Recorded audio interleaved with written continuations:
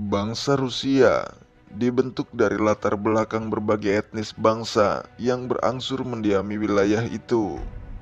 Tanah tersebut adalah tempat tujuan berbagai bangsa pengembara di sepanjang sejarahnya, di antara bangsa Slavia, Finnik, Jerman, Iran, Hun, dan Turk. Ini memunculkan beberapa teori dan pandangan politik mengenai asal-usul kebangsaan dan peradaban Rusia dalam membangun narasi nasionalisme bangsa Rusia sejak masa kekaisaran hingga Uni Soviet. Di antara Laut Hitam dan Baltik, wilayah yang nantinya berdiri negara Rusia awal ditinggali oleh bangsa Slavia sebagai penduduk dominan yang telah menempati wilayah ini sejak abad 1 Masehi. Orang Romawi kuno menyebut mereka sebagai Veneti yang tinggal di tengah suku Suebi Jerman di barat dan Sarmatian Iran di timur. Selama periode migrasi, tanah Slavia dimasuki berbagai kelompok etnis lain yang diwarnai persaingan saling menguasai dan bergantian menaklukkan bangsa Slavia. Di wilayah sekitar Laut Hitam dan Kaukasus, sejak zaman kuno ditinggali oleh Skythian. Pada abad kedua sebelum Masehi, kerabat mereka dari kelompok Iran lain, yaitu Samartian, mengalahkan Skythian dan menempati wilayah mereka. Maka sebagian suku-suku Skythian melarikan diri ke barat dan utara, dan sebagian lagi menetap menjadi bagian dari Samartian. Di awal masa migrasi bangsa Jerman, bangsa Goth yang nantinya mendirikan kerajaan Ostrogoth bermigrasi dari barat menuju Laut Hitam pada abad kedua Masehi. Mereka mengalahkan dan menduduki wilayah bangsa Skythian dan Sarmatian. Mulai saat ini, bangsa Goth dan Germanik Timur lainnya berbaur dengan bangsa Iran nomaden.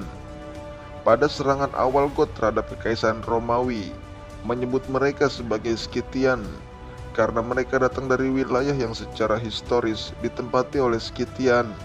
Selain itu, mereka mahir dalam peperangan berkuda dan memanah selayaknya nomaden stepa. Serangan bangsa Hun dari timur menghancurkan Ostrogoth pada 375 Masehi. Bangsa Goth kemudian menjadi bawahan Hun dan bersekutu dalam invasi-invasi mereka selanjutnya di daratan Eropa dan kekaisaran Romawi, sampai runtuhnya kerajaan Hun pada abad 5 Masehi. Sementara Ostrogoth terus melakukan invasinya hingga menguasai Italia. Selanjutnya wilayah Rusia terus berdatangan gelombang migrasi berbagai bangsa nomaden tanpa ditumbuhi peradaban dalam waktu yang lama. Di antara yang datang kemudian adalah bangsa Avar, Alan, Bulgar, Khazar, Kipchak, dan Mongol. Pada abad ke-7 Masehi, salah satu bangsa Turk yaitu Khazar mendirikan kerajaan di utara Kaukasus dan Laut Hitam. Kerajaan ini terbentuk setelah runtuhnya kerajaan Gokturk menjadi Turki Barat dan Timur. Turki Barat terpecah menjadi dua konfederasi, yaitu bangsa Khazar dan bangsa Bulgar. Bangsa Khazar menjalin persekutuan dengan Bizantium dan kerap menyerang wilayah kekhilafan Umayyah hingga mereka ditaklukkan pada 737 Masehi. Kekhalifahan Umayyah sedang dalam kondisi tidak stabil pada waktu itu. Dengan berbagai pertimbangan, akhirnya memutuskan untuk menarik pasukan meninggalkan negeri Khazar. Maka bangsa Khazar kembali mendapatkan kemerdekaannya, dan pada akhirnya para bangsawan dan elit penguasa memilih memeluk agama Yahudi yang terkenal dengan Yahudi Khazar. Di tengah situasi perang yang tak pernah henti, bangsa Slavia kemudian melakukan migrasi bergelombang ke arah barat. Pada saat ini, bangsa Slavia terbagi menjadi Slavia Timur dan Barat. Slavia Barat menempati wilayah yang saat ini menjadi negara Serbia, Kroasia, dan Slovenia. Slavia Timur membentuk Rusia, Ukraina, dan Belarus. Negara Rusia awal berdiri setelah serbuan bangsa Viking Varangia atau Rus ke tanah Slavia Timur. Pada saat ini, mulai terbentuk koloni-koloni politik yang kemudian dikuasai oleh dinasti Rurik dari Novgorod. Dinasti Rurik di masa Oleg pada 880 Masehi menaklukkan banyak wilayah sekitar. menyatukannya dalam kerajaan Rus dan menetapkan ibu kotanya di Kiev. Maka negara ini dikenal dengan nama Kievan Rus. Kievan Rus menikmati kemakmuran dengan menguasai wilayah dan jalur strategis di Eropa Timur. Mereka terkenal ahli dalam perdagangan di laut dan di darat, di samping kekuatan militer yang disegani. Pendapatan terbesar mereka bergantung pada hubungan perdagangan dengan Bizantium yang saling menguntungkan selama berabad-abad, namun juga diwarnai dengan perselisihan dan ketegangan militer. Hubungan panjang ini selanjutnya memberi pengaruh budaya Bizantium bagi bangsa Rus. Pertemuan pertama kali antar keduanya pada tahun 860 Masehi sebelum menjadi Kievan Rus. Ketika bangsa Rus menjelajah mencari wilayah baru ke selatan hingga sampailah mereka di Konstantinopel, menginvasi kota itu yang menyebabkan penghancuran dan pembantaian. Ini berlanjut dengan kristenisasi bangsa Rus dan Slavia dengan diutusnya para misionaris yang juga mengajari mereka baca tulis. Pada puncaknya di masa Vladimir pada 987 Masehi, menjadikan kekristenan sebagai agama resmi negara dan memerintahkan seluruh penduduk Kiev untuk dibaptis. Dengan begitu, memperkuat hubungan diplomatik dan budaya Ortodok Timur terhadap Kievan Rus. Sebelumnya, bangsa Bulgar mencoba mengajak Vladimir untuk masuk Islam, namun ditolak dengan alasan mereka tidak bisa melakukan kesenangannya lagi mengkonsumsi anggur. Saingan kuat bangsa Rus adalah kerajaan Khazar. Gesekan semakin sering terjadi untuk mengamankan kendali atas jalur perdagangan yang sebelumnya dalam dominasi Khazar. Ekspansi cepat Rus memberikan tekanan militer dan ekonomi lebih lanjut kepada Khazar. Mereka berhasil merebut wilayah, anak sungai, jalur perdagangan, dan negara-negara bawahan Khazar yang selama ini memberikan upeti. Pada abad ke-10, Kievan Rus melakukan serangan besar-besaran menembus Kaukasus, menghancurkan Khazaria, dan melenyapkannya dalam sejarah.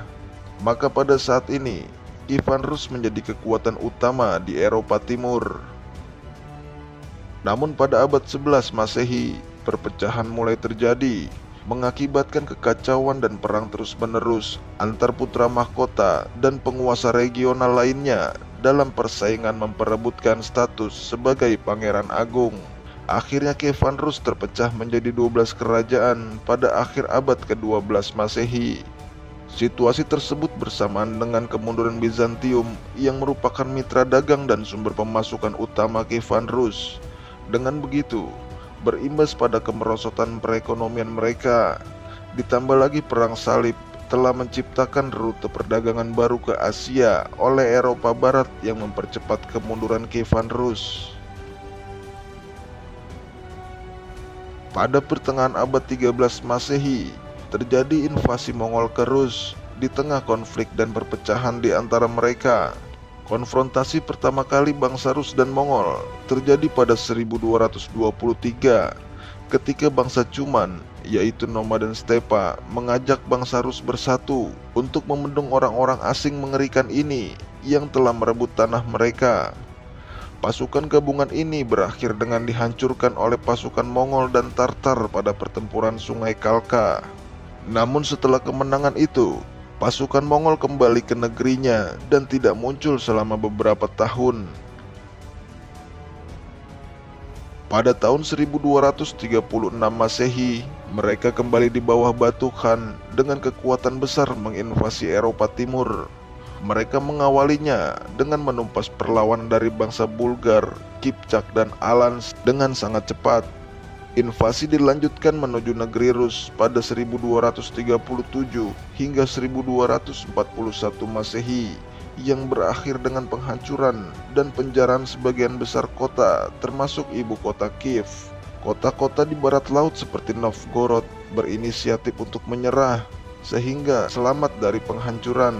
Dengan begitu, sebagian besar kerajaan Rus tunduk di bawah kekuasaan Mongol dan gerombolan emas selama 300 tahun.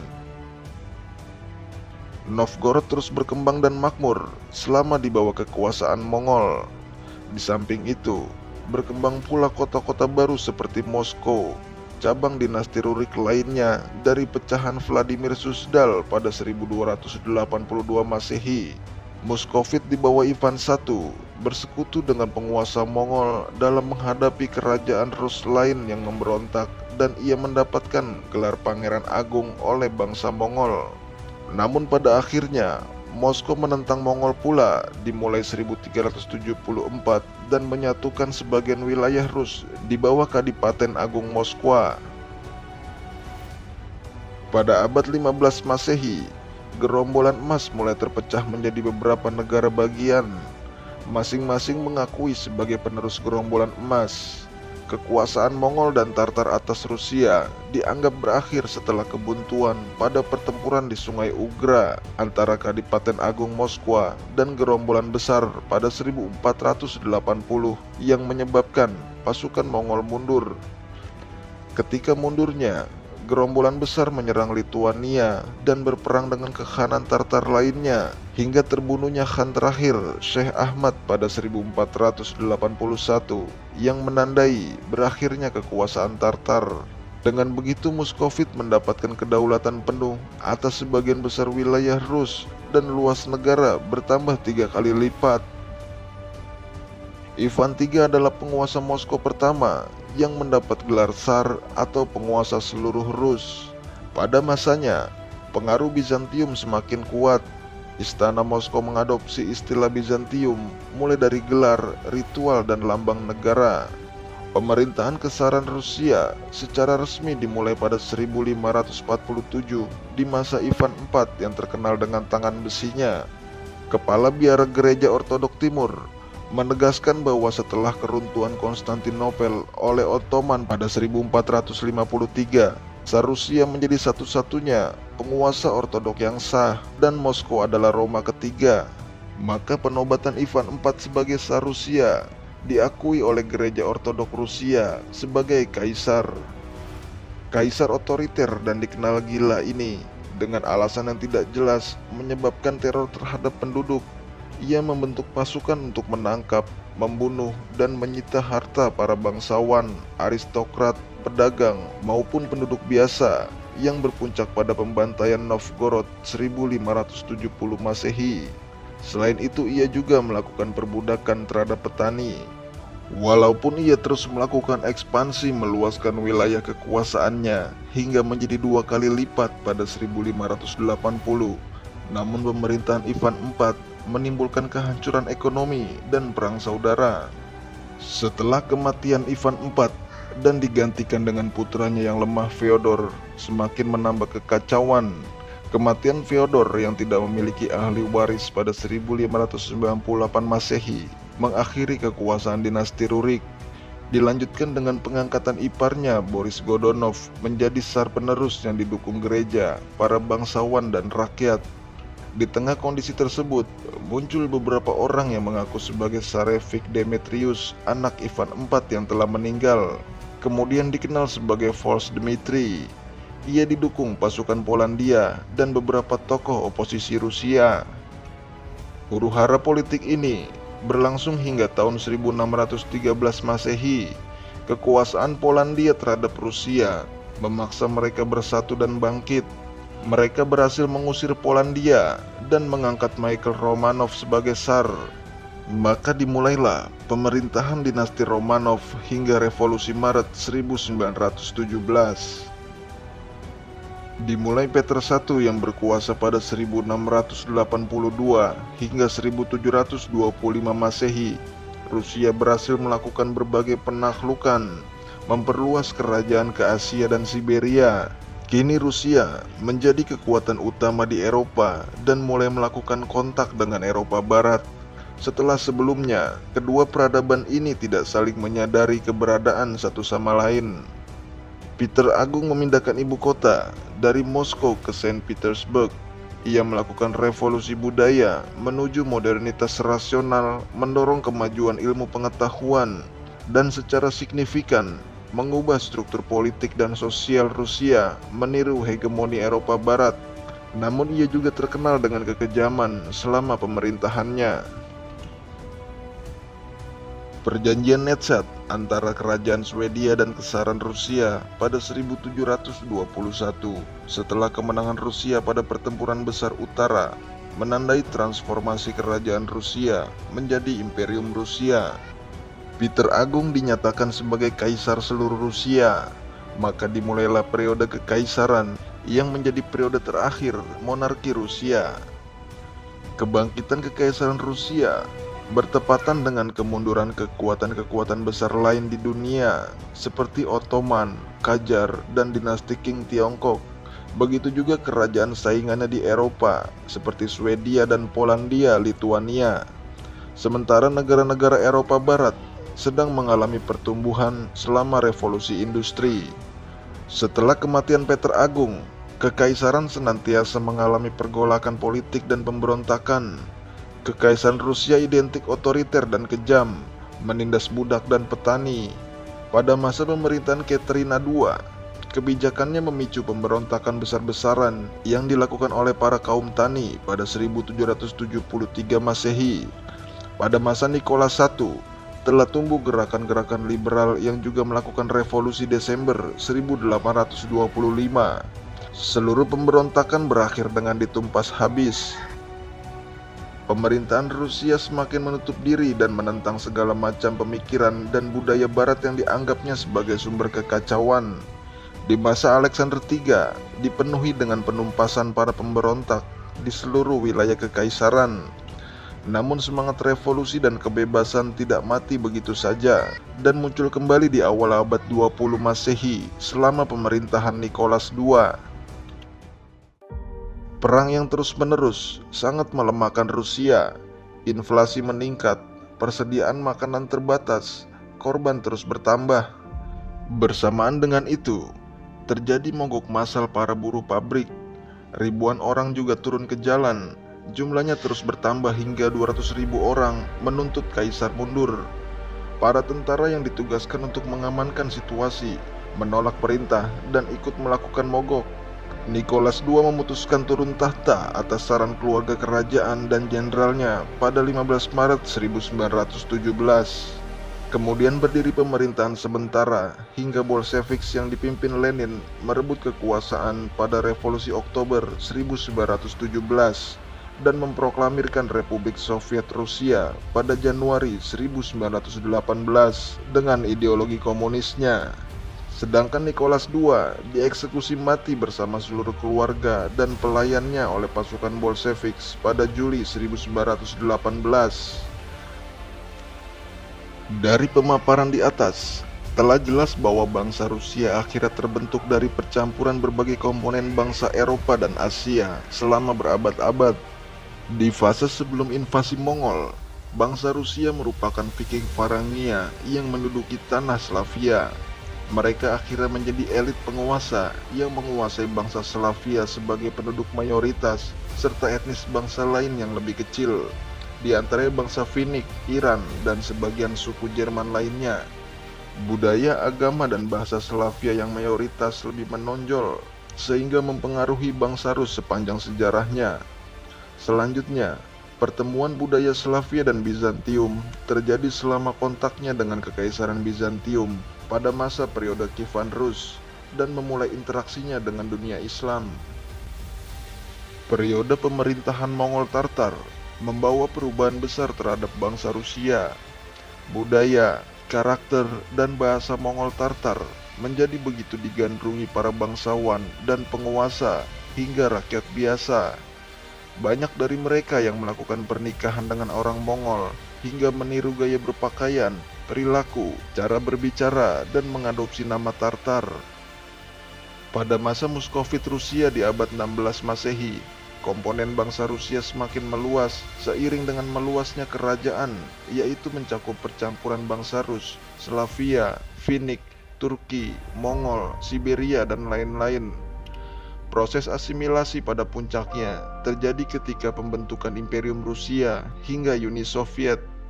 Walaupun tentu terdapat kelompok-kelompok minoritas yang memisahkan diri secara terbatas mempertahankan etnis dan budayanya. Di periode ini, budaya Ortodok Timur semakin kuat dan masuknya budaya Islam dengan dikuasainya negeri-negeri Islam oleh kekaisaran. Sejarah panjang inilah yang membentuk bangsa Rusia dengan pengaruh kuat peradaban Asia, peradaban ortodok, dan peradaban Islam yang tidak mudah tunduk terhadap Barat. Maka, itu yang menyebabkan peradaban Barat akan sulit berkembang dan sering mendapat penolakan dalam sejarah Rusia.